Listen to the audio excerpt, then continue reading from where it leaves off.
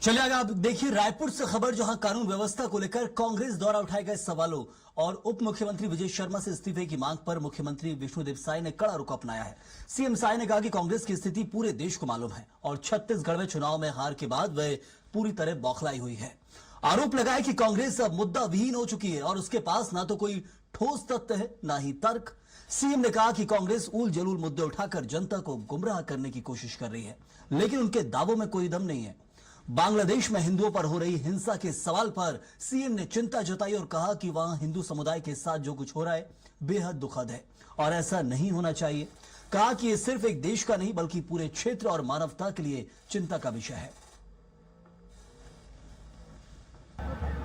अब कांग्रेस की स्थिति क्या है पूरा देश को मालूम है और जहां तक छत्तीसगढ़ में हार से इतने बौखलाए हुए हैं कि ये लोग मुद्दा विहीन हो गए हैं।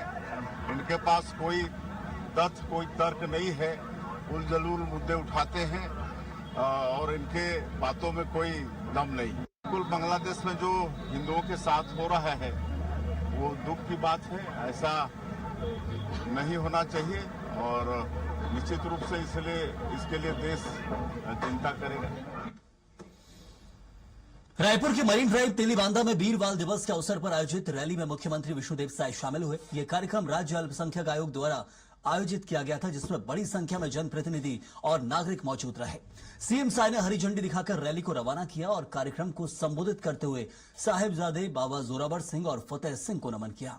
कहा कि इनका बलिदान शौर्य, साहस और त्याग की अमर मिसाल है और इतनी छोटी उम्र में देश और धर्म के लिए की गई कि कुर्बानियां आने वाली पीढ़ियों को प्रेरणा देती रहेगी।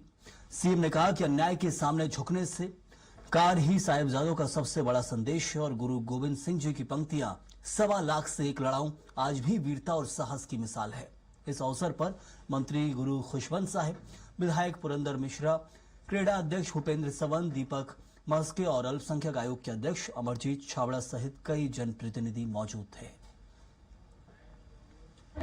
सबसे पहले उनके शहादत को नमन करते हैं और उनकी शौर्य गाथा आने वाली हमारी पीढ़ी, हमारे युवा भी जाने और उनके शहादत को यादगार बनाने के लिए हमारे देश के यशस्वी प्रधानमंत्री श्री नरेंद्र मोदी जी ने 2022 में 26 दिसंबर को वीर बाल दिवस के रूप में घोषित किया है।